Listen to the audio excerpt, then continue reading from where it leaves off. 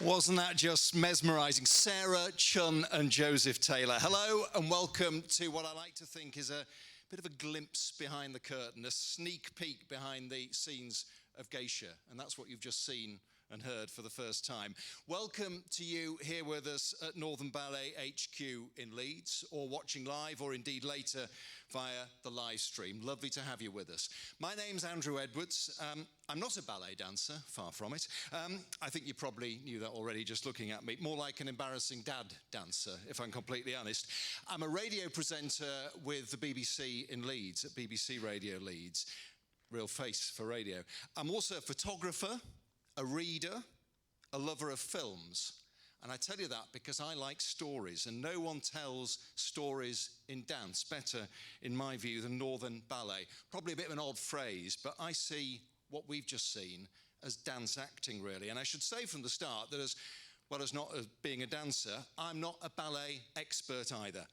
Anything but. I don't know the language of ballet. I'm not interested in the ballet world. I didn't grow up with ballet, but for more than 20 years, I've absolutely loved watching this fabulous company. And one of the things I really like is getting to know their dancers by seeing them in different roles. You see their personalities. You marvel, as I just have, watching that, at their sheer physicality.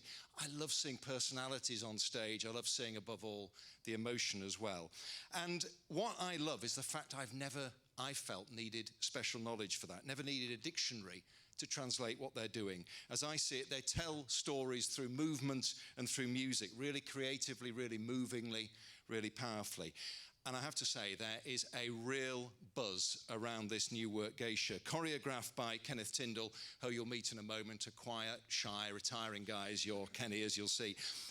And this is a huge year for Northern Ballet as well, 50 years since the company was formed. And this is the first of Northern Ballet's world premieres this year. So Geisha will be performed at Leeds Grand Theatre in March, and will then tour to Sheffield, to London, to Edinburgh, and to Cardiff. Now, Kenneth Tindall was an absolute joy to watch as a dancer, a real presence on stage, wonderful performer with a great ability to do what I just mentioned, convey emotion.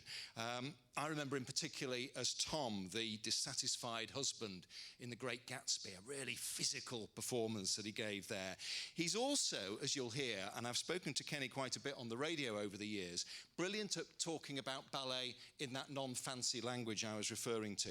So Kenny danced with the company for many years, but he's now generating huge excitement as a person creating ballets. He's made a number of shorter pieces already for Northern Ballet, but this will be his second full-length work after something I absolutely love. Brilliant piece of work called Casanova. Stunning. Ladies and gentlemen, please really welcome the creator of Geisha, Kenneth Tindall. Right. Well, thanks, Andrew. What an intro. Thank you. And I am actually quite shy, believe it or not. Yeah. So I'm just thrilled to be back making my second full-length work for Northern Ballet in Geisha. And what a point in time to be doing it in the 50th anniversary year amongst so many great creatives. So it's a really special moment for me and for my career. So where to start? Where to start? As Andrew said, yes, I was a dancer with the company, and I think principal dancer, 14, 15 years. So I have a really rich history with the company, and it's allowed me to access the company at a really deep level over almost 20 years all in all with choreographing. So the exciting thing for me coming to the work this time is that we are so many layers ahead of where you usually start when you go into a company and you know no one, and you're trying to express your language and to get it across to them and to get them involved with it. So when I come to Northern Ballet to create, there's that really magical thing that happens where they are almost already finishing your sentences. And so right now we're in the middle of creation, which is exhilarating and terrifying at the same time. And it's a very vulnerable place. But I'm really excited with what we've produced so far. And I just want to say a huge thank you to Joe and Sarah, who you've just seen, who are playing two of our lead characters, Henry Huskid and Aiko. So I'm not going to hold it up too much. I would like to carry on and get into this rehearsal a little bit. So I think the first thing that we are going to show you, and might have to rehearse because it's been a while, is the Geisha dance, the Geisha fan dance, which is near the very beginning of the ballet. So if we have you lovely ladies, we can bring you out. Hi. Oh, perfect. Okay. You want to just go? You want to talk through it first? You want to hear it in music? Let's do it, right? Okay, fantastic. The answer we like to hear. Thanks, Chun.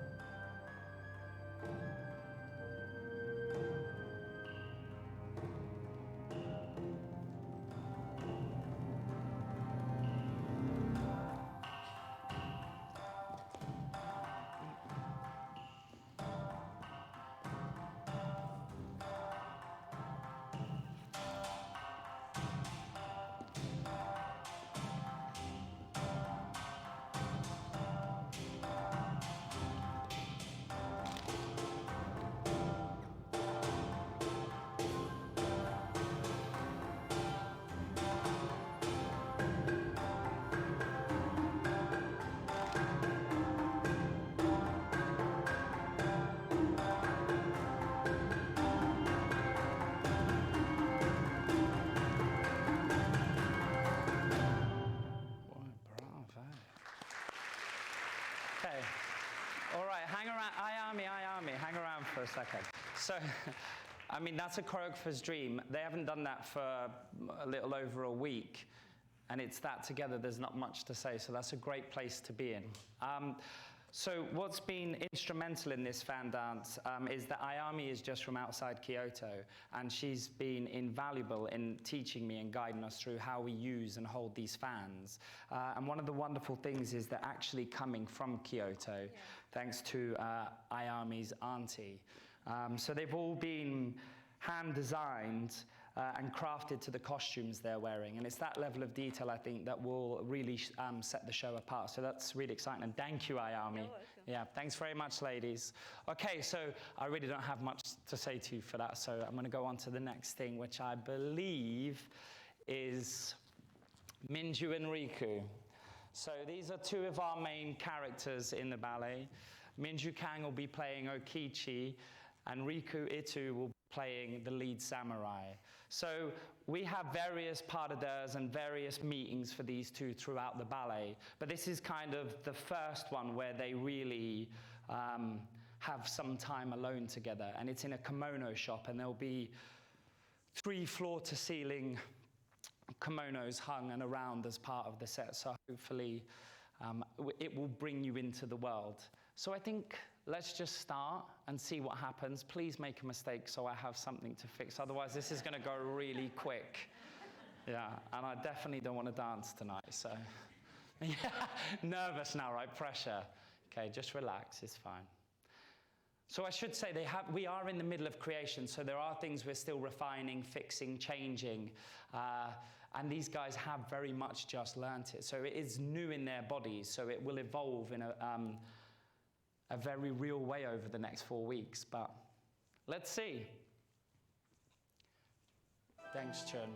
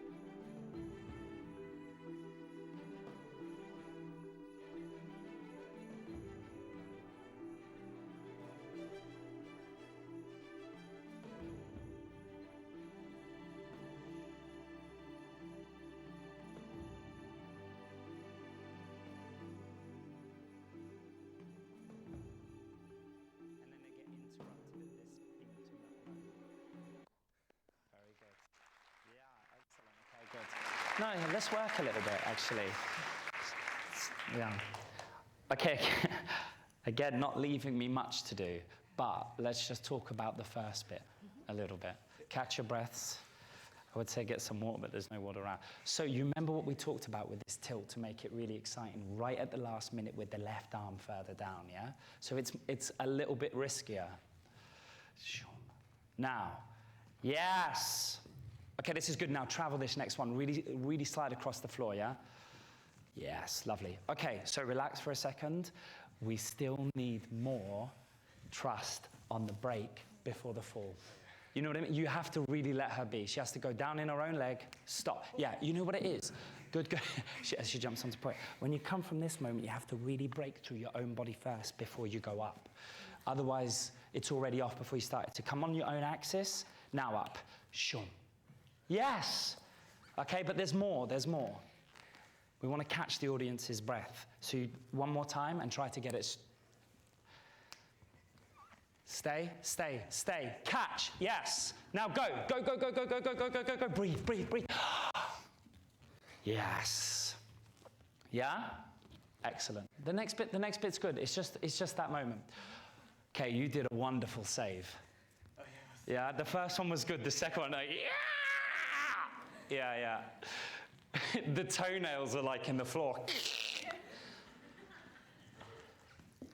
Together, coordination, easy. Yes, now the next one. Warm all the way around, yes. Okay, great, fantastic. You don't get, for that point, excuse me, Alex, just turn off from the music. The coordination is the safety. Make sure the position, the movement is finished before you do the next thing. And then we'll be right back with the music, I promise. Yeah. Yes. Let the movement finish. Yes. And now you go into the next thing. Lovely. This is good traveling, Riku. Yes. Okay, you know what was very good today? As you finish in this lovely position. I do this often to them. Can you just speak quickly? Because my thigh, it's always in the lift, isn't it? It's always in the lift. What was excellent today was this down and around. Can you just show me one time? I want to make sure it happens just like that. No extras, just the right amount of energy. Yeah, yes, now slide. Fantastic. Okay, this was good. Good, good, good, good. The feeling and the intentions are great. It's when we're really free and we're not worried about the technique and you really go, that's the difference. That little bit of risk-taking in it keeps it exciting for us within the characters, yeah? But fantastic work. You want to, the rest was fine. Just show me the pirouette at the end, because after you come down, when you come out at the end, we want that same suspension. So body on him and the leg is reaching away, yeah?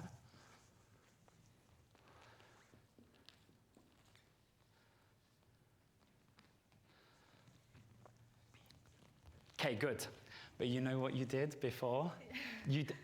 So it's really interesting in a dance, whenever they go to pirouette, whenever we go to pirouette, they freeze up on the step just before, because the technical aspect of the pirouette freaks you out. So you see the whole body shorten itself, and you do the little hop. So keep it really long, long. Just go into it free. He's behind you. If you fall, he's behind you. Relax, relax, move, and go. Yes, yes, and hello. Yeah? Good.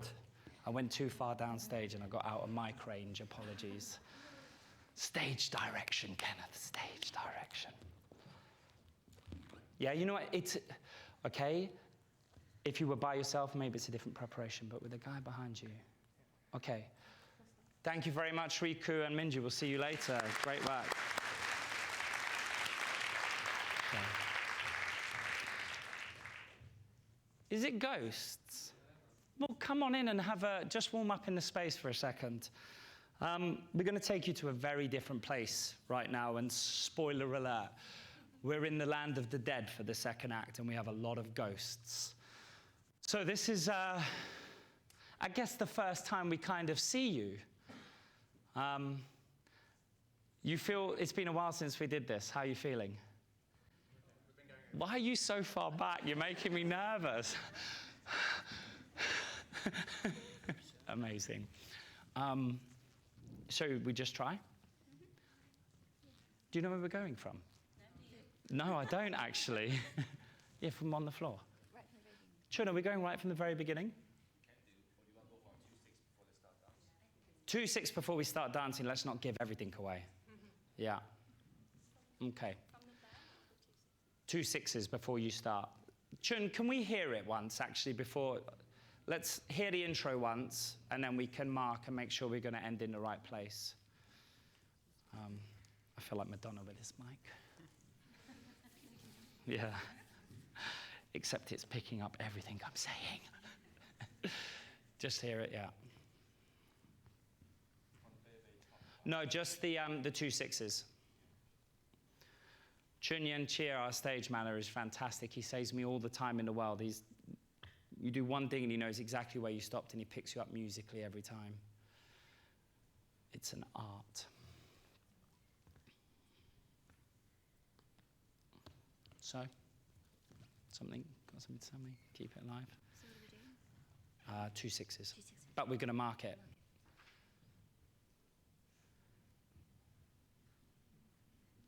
Good. Try some of your steps while we're waiting. Work through some of your stuff. Yeah. Get your bodies moving, get warm. Okay, let's hear the 2 6s. We can hear it while we're...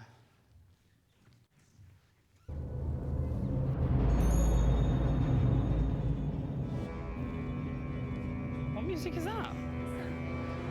Chun, I have just praised you beyond belief, and you've brought us a new ballet. Excellent. Yeah. Try this lift, this one going around. While Chun finds us out, let me know when you're okay. Boom. Nice. Yes. Yeah. Good. You know what it's too safe again. More fall. Yes. Ba, ba, ba. Okay, now here. Suspend. Yes. Can you make it look less, when you fall, less, you know what I mean? So from here, cradle it so it goes further, it drops into it. Use your legs a little bit more. Yes, exactly. The way you peel that hand off, good. Never too much, never too much. Good. Let's hear the 2 6s, make sure. I think this is going to be it.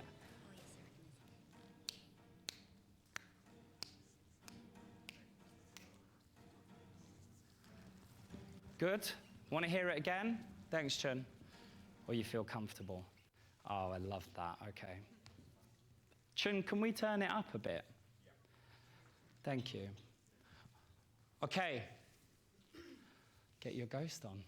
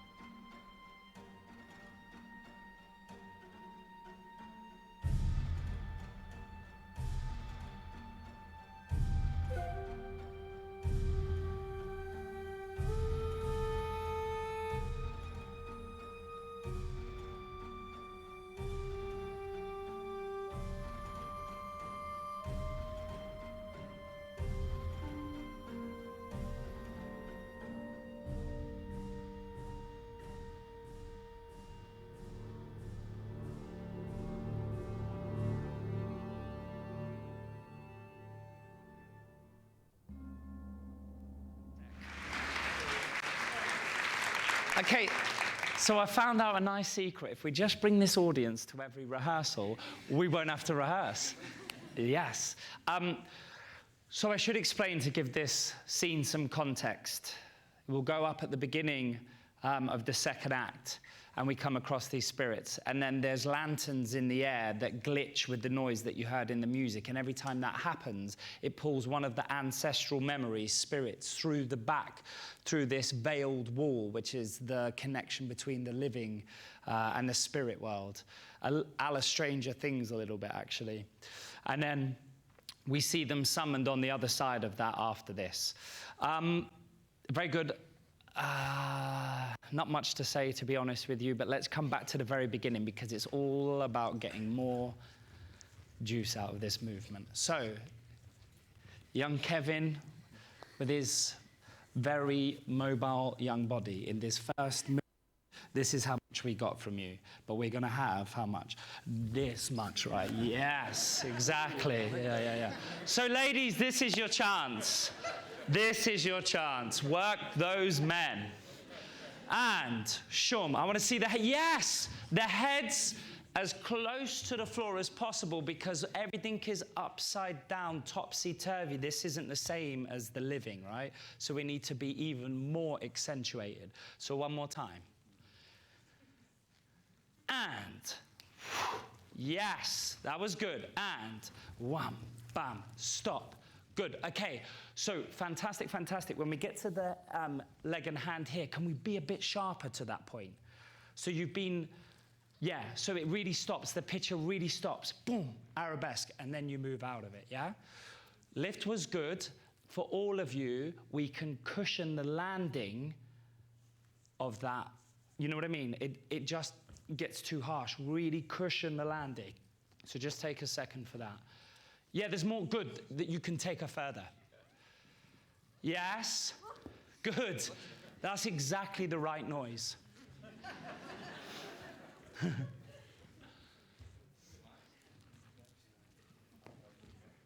Boom. Ah, excellent. You know what it is? There needs to be through the fountain a little bit more before it goes down, yeah. And then when you catch her, you're restricting this side. Let it go. Okay.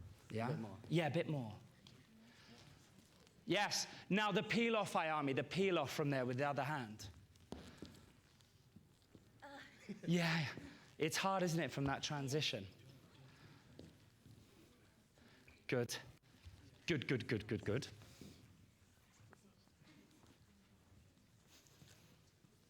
Yeah, it's this it's from here into pulling this off on that side, yeah?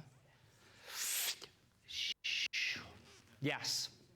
Now, that goes into the lift over the back. So if you get suspension off here, this circular journey through and around onto the back will be really exciting. So push, and then don't think flat back into your boy, but take the circle a little bit bigger. Yeah, so you get maximum space taken around. Yes, open. Now how you fall down. Shh. Don't kill me.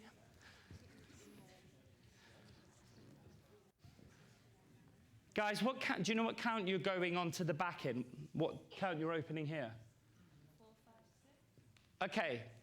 I want to go from here together into this swish down. So I'm going to give you 4, 5, 6. Or before that one. Okay. I'm going to give you 1, 2, 3, 4, 5, 6. Helpful? Or you want to? Do you want to do this soft cushion? And then yeah.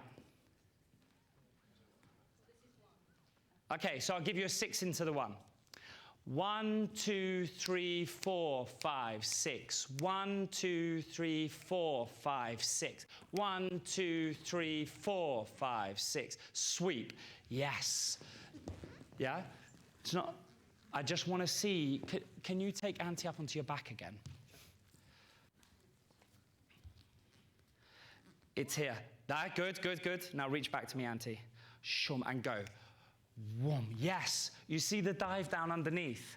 That's the exciting bit. I think there's a little bit more in all of you, so just take a sec. Yeah.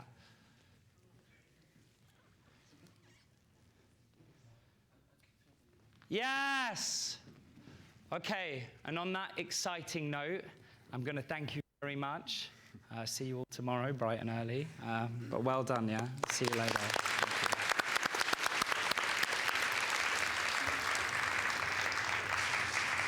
Wow, Kenny, that was fabulous. I have learnt a ballet word, which was swoosh. That was great. That was fabulous. Swoosh and boom. And I really loved just seeing. I'll sit on the end here, then I can look at you two. I just loved seeing how the emotion came through that meeting in the kimono shop. I thought it was brilliant, that little nudge on the shoulder and all the rest of it. We're all getting the glimpses of it, but we're getting the listen at the music as well. A glimpse of what you can expect then with Northern Ballet's Geisha. It opens, sorry Kenny, March, that's not long away. I'm Andrew Edwards, you've met the creator of Geisha, dancer now choreographer Kenneth Tindall, and we're joined now I mentioned the marriage of movement and music earlier by the composer of Geisha, the award-winning Alexandra Harwood. So the other side of this ballet coin. Alex, lovely to see you as well. What's it like to have this audience going? You heard me going, ooh! But it's lovely, and also for me, so I wrote the whole score last year from April to December, talking it through with Kenny, scene by scene. So today is the first day I've ever seen any of it in being choreographed. So I was just watching it with you for the first time, and it is so exciting for me. Because when I was writing it with Kenny, I had to imagine the whole thing as we went. I was choreographing it in my head somehow. But obviously Kenny's better than me at choreographing. But you're better at music than he is. Yeah. I've heard him singing earlier. Definitely, yeah. So it's very exciting. Yeah. it is wonderful, and there was a bit there. So I was lucky enough we had a family holiday to Japan, and I'm fascinated. As soon as I heard about this, I thought, I want to see more. Seeing Kyoto, and I love the idea of how you then translate that. So there was one bit there, you heard me, I said, when we went to that jarring bit, and then you explained, Kenny, that we'll see the flickering and movement between worlds. Yeah. You don't start with that, though, I imagine. Where do you start? No, that came about when we were looking for our story and where we were going to go with this. All I knew that is just how grateful I am to work at Northern Ballet for the very fact that they are brave enough to commission new work, original stories. And that was the starting point, right? And that's what's so very exciting, is to be in a company where that's allowed to happen, especially when the box office climate is so difficult and so dependent. And so, to your specific question, there is a festival called the Obon Festival, which is the Festival of the Dead, which happens every year, and it lasts 3 days. On the beginning day, you summon the spirit. On the second day, you party, and they have this huge festival where they do a Bonadori dance, which is great for us. And then on the third day, they send the souls back home to rest, and that's where that idea of the lanterns came about. I love that, and that gives us an idea of where the genesis is, which you then, I mean, we can already see a work that's so far down the road. So, music or dance first? So I'm really intrigued that you obviously were, in that sense, working blind. You didn't necessarily know what you were going to... How does that work? Alex first. Well, so for me it was it's my first full-length ballet to score. I'd done a smaller, like 20-minute ballet for Rambert a few years ago, and that was very, very different because it was more abstract. So when Kenny and I met, and Kenny thankfully chose to work with me, which was a lovely day for me, I knew the kind of outline of the story. I had a kind of scenario that Kenny and Gwyneth Hughes had written, and it came in kind of like 3 lines per scene. And then Kenny, we basically worked chronologically from April through to December. Kenny would talk through each scene before I began, and what he would tell me the timing of that scene. So let's say the prologue is 3 minutes. He would tell me what was going to roughly happen in that scene, what he particularly wanted to bring out. And then I would write the music from my own, somehow, imagination of it. And if I was stuck and wasn't sure quite what I was doing, which was often, I would ring Kenny again and say, what do you think so-and-so's doing then? What do you think she's feeling then? I would try and get as much information, because I'm quite used to writing for film and TV as well as classical, but I like something to bounce off. So the more Kenny could kind of paint the picture for me, the easier it became. I'm fascinated by that. So, I mean, just to give you an idea, Alex has done the music for the TV documentary Thatcher, and she did the Guernsey Literary and Potato Peel Society, which anyone gets a prize for if they can get all the words in the right order for it, with the wonderful Lily James. But so, when, Kenny, you're getting the music back, or you're getting a call from Alex to say, where do we go from here? Are you playing the dance through in your mind, or are you adapting it somehow when you think, oh, that's great, I can see that now that she's composed this? This is an excellent question. It's like 15 months preparation. The first thing that happens in a ballet is that you create the scenario. So Gwyneth Hughes, award-winning TV and film writer, luckily enough, came on board for the project. And then me and Gwen sat down, and it's deciding what story we tell. There's so many interesting geisha stories. We were just really keen to tell one that had never been explored before. That was the key point. So we threw up all these ideas, it landed on the table, and then there's this massive puzzle, and you start putting the pieces together. And that's when Okichi's story landed, and we're like, hang on a second here. This is a fantastic story that I think everything that ballet needs and dance needs has, and then we have this wonderful ability to bring a twist to it in the second act through this Japanese custom and cultural Festival of the Dead. And we've just met those ghosts. And we just met them. So, and then they have this terrific look. So basically, the first thing that happens is the scenario, and then I get to Alex. And one of the best things for me about making a ballet is the collaboration, is meeting the people and having, like Alex said, someone to bounce off. So the strange thing for ballet is you're deciding sort of 15, 12 months out exactly how long each scene is going to be. And you've got to be pretty close in your guesstimations of it because of orchestration and time. How good is he at I that? couldn't believe it, actually. As Kenny and I started, I just couldn't work out, how does he know? How does he know it's 3 And how do minutes? you know? Is it because of that magic you were talking about that you've done? I mean, I loved seeing you take that rehearsal because there you are, literally in plain clothes. Yeah, yeah. And somebody's going to be getting extra bonus points for wearing the 50th anniversary sweatshirt. But you know, so there you are. You know, seeing you, and you've done it. You've been there. You could see the movement, the physicality, the description of all of that. But you know, how does that work with you two? You sit with that story and you try to immerse yourself in the world. And for the next 15 months, I mean, I feel so sorry for my wife because it just becomes so zoned in trying to become those characters and those things. And you take in that culture and try to soak it up as much as possible. And then when you start seeing a clear picture, then I say, right, Alex, I know what I want to do for the prologue. I've got the scenario, I've got the story, this is how we're going to break it down. Does it always come, Alex? Do you think I can hear... Because, I mean, it's all very well him having an idea of what he wants it to look like. That's not the same and as you sound thinking. like and colour like. I'm like, no, Alex, it's a huge group number. Don't make it too complicated. We can't count it. Yeah, so that was something else. I mean, I've got some background in dance. I danced as a kid. My mother was a ballet dancer. But the way dancers count is completely different to music. So if I write a bar of 4/4, which is 4 beats in a bar, that doesn't mean dancers count that way. They might count in 8 or 12 or whatever grouping they want. So for me, the first thing I did is Kenny and I started to work on that prologue and then scene 1. I think that was my first battle, was to get my head around the counting and not make it too simple, but to know how far could I get a little bit complicated. And other than Kenny being incredibly helpful explaining that to me, I ended up relying on my daughter, who was a dance major at university in America. So she was able to kind of lay it out for me without being polite, like lovely Kenny. So she's like, oh, Mum. So that was really helpful. But then regarding the actual music, whilst Kenny had immersed himself in the culture and all those things that he was needing to do, I then needed to immerse myself in the culture too, because the first act particularly sets There's a more that authentic scene, feel, I think. and we have some authentic colour as much as we felt we should. But what we both agreed and needed for the ballet most of all was music that helped tell this story. And that was the emotional content. Without spoiling, can we just talk a little about the story? Because this is actually a real story. That's what I think is is based on true events. These are real people that really lived and these events really happened. And I think that always colours a work in the most interesting way, and it draws you through the draw to know that these things happened. Okichi very much was a real geisha and probably one of the most celebrated geishas in a smaller town called Shimoda. She's now has a legend and a statue there, and she's famous for this story that we're telling.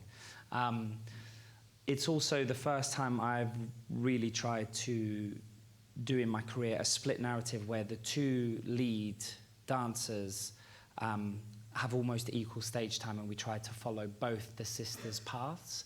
I think all the creators involved were very keen to explore the human side of geisha, what it is to be the performative artist, much like dance and ballet, but what it is to be behind that mask, that makeup and that beauty, almost that armor at times.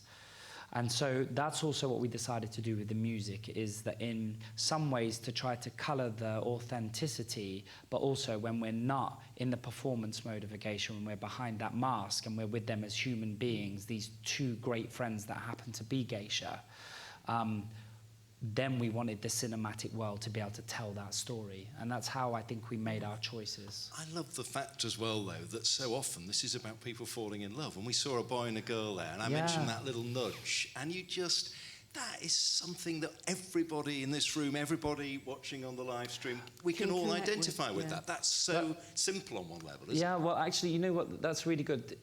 It's a really good point you make, because the backdrop is the geisha world, which is this visually stunning, incredible world.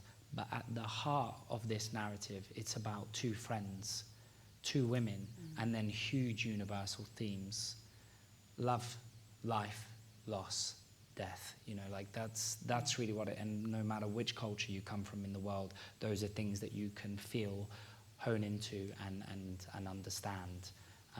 And the more those emotional themes come out in this story, so like we were saying, you know, we might set this kind of cultural world in Act 1 a little bit, but really, as that story evolves and those emotional threads come through these characters, the more and more music and the dancers, of course, it became so kind of paramount important that was what the centre was of the music, that the emotion.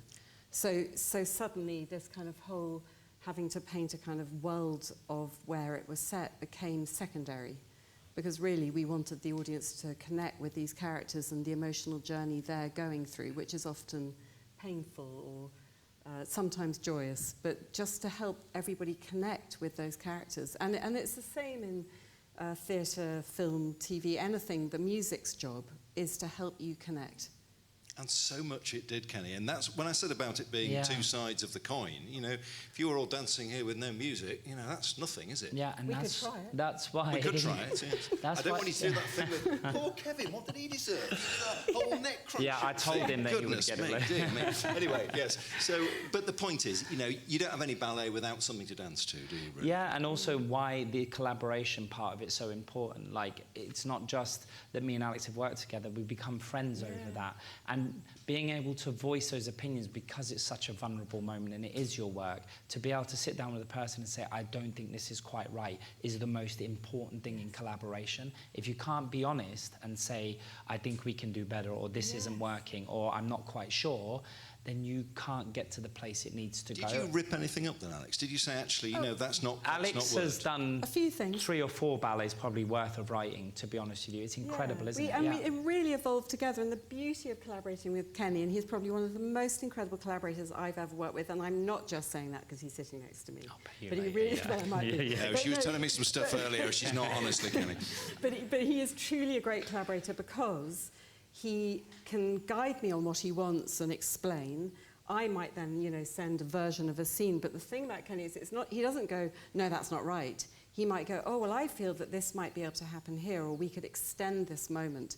And then that, for me, is a lovely thing, because then I can bounce off that. I can then come up with something. And Kenny was trusting and generous enough for me to sometimes go back and go, can we do this here? Or how about this sound represents this? And Kenny go, oh, that's a great idea. And so it was really, truly backwards and forwards. And for me, that was so exciting and liberating. You talked about trust and generosity. Can I said at the beginning, this is a peek behind the scenes. And I think I feel really excited to be seeing this unfold literally in plain clothes here in a rehearsal room.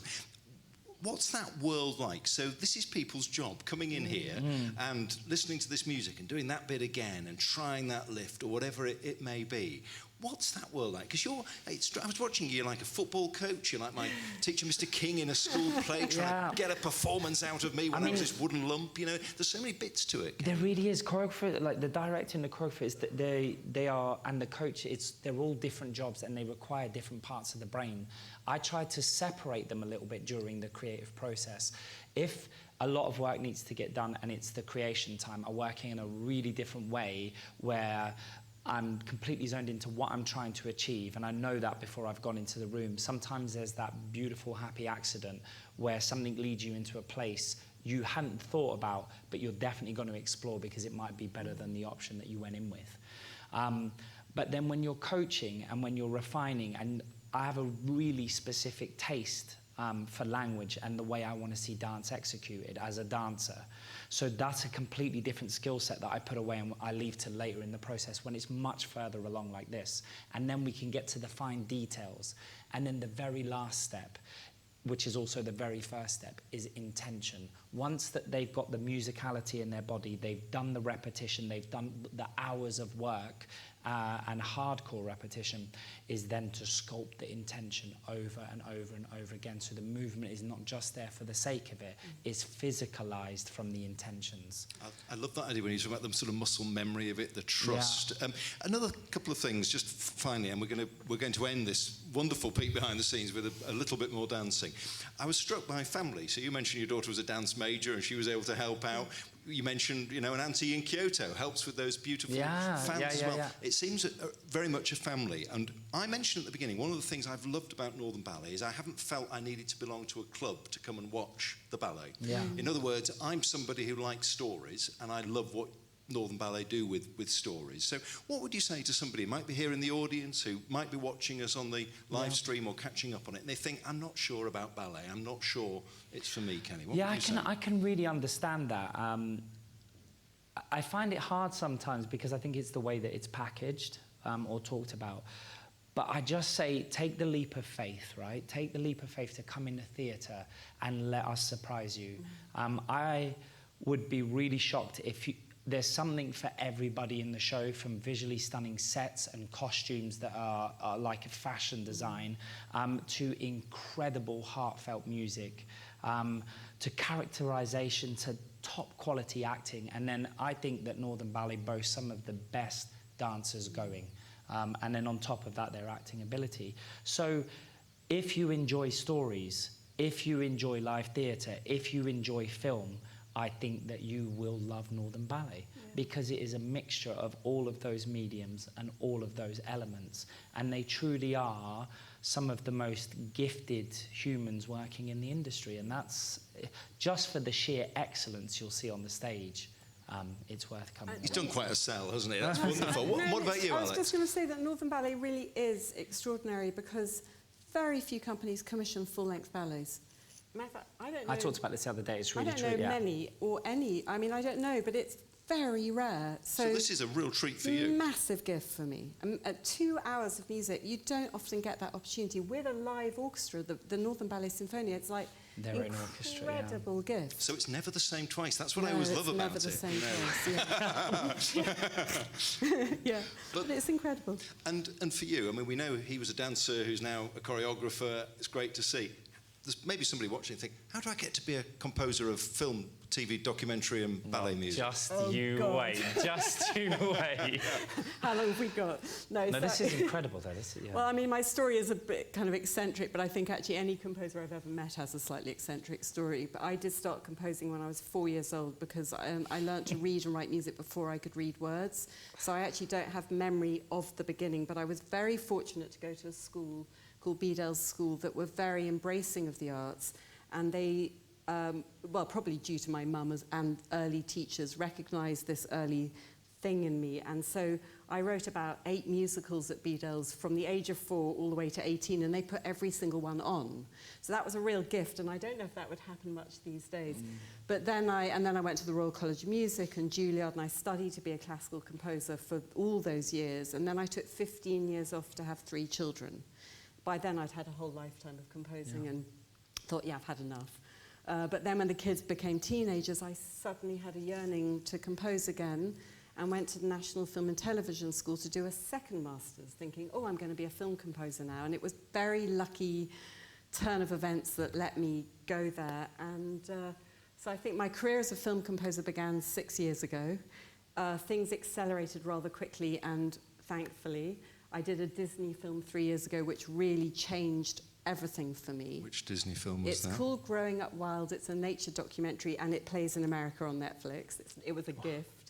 And then things went pretty quickly. I got an agent. I then got the Guernsey movie. And then Kenneth Tindall calls you and says, do you want to do a ballet? He did, through a friend of a friend. It was the most extraordinary introduction. But I tell you why. You know what is really, really hard to find is classically trained cinematic composers that can do both, because the orchestra need a level of difficulty and challenge over how many shows they play.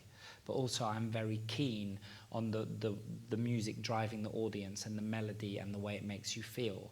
And Alex has, like, to be trained classically and then trained, and then even more, I think, impressed I was is that you take the time to have the family and come back like that. As soon as I met Alex, I was like, yeah, this is a determined, brilliant woman. Well, I can't wait to see it. Well, will you give a big round of applause to this determined, brilliant woman? It's true, though. And Kenneth, you're going to treat us to a final little scene. You tell us what we're going to see. Thank you very much indeed, Alex. First of all, I'm just going to mention the rest of my creative team quickly so I don't get any phone calls tonight. So doing the set and costumes is Christopher Oram, who worked with me on Casanova, and he did such an incredible job. I just had to collaborate with him again. Gwyneth Hughes, I've talked about. She's dramatist and libretto who's written the scenario with me. And then there's Alistair West, who also worked with me on Casanova. Actually, he's worked on every production I've ever done, so he's my go-to lighting designer. And then finally, completing the team is historical consultant Leslie Downer, who actually lived and trained with the Geishas, so she's been invaluable in guiding us through this project. So finally, this brings me to our last piece of dance for the evening. So if we just bring out the wonderful Riku and Minju again. He's off. So the last time we saw these two characters, they were in the kimono shop, and it was very much moving in the right direction. It was very light-hearted. It was very fun. And we picked them up in a very, very, very different place where Okichi psychologically is slipping into a very, very dark, dark place. And I think Takeda doesn't really know what to do with that, and he doesn't know why it's changed. So, shall we just go for it? You warm enough, because you've been stood back there. Yeah, you feel good? I mean, don't you just like, are you warm enough? Yeah, that's me, good, I'm ready. Yeah. Okay, fantastic to be young.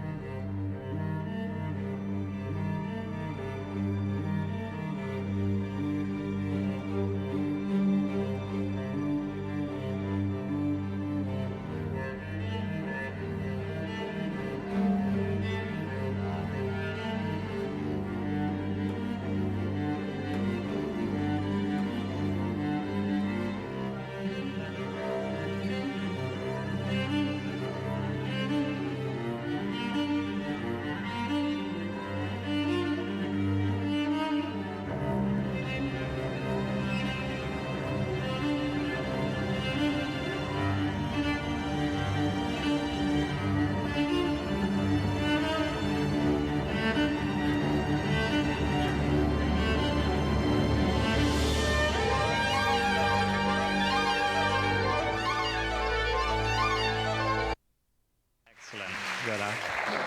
Well done. Good job. Nice, man, nice. Thank you very much. Okay, good. It's enough.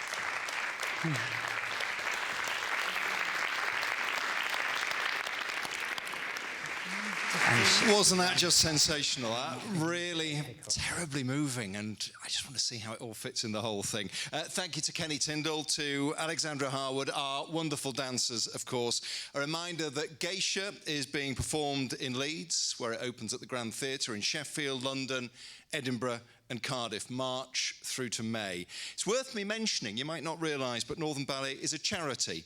And this year, the company's running a fundraising campaign, which is called Donate to Create. And you can help the company keep on making amazing ballets like Geisha for another 50 years. If you're interested in donating or you'd like to check out on those tour dates, it's northernballet.com. northernballet.com. I'm Andrew Edwards. Thank you for watching, whether you're here in Leeds or on the live stream or catching up later. And from Northern Ballet HQ in Leeds, goodbye.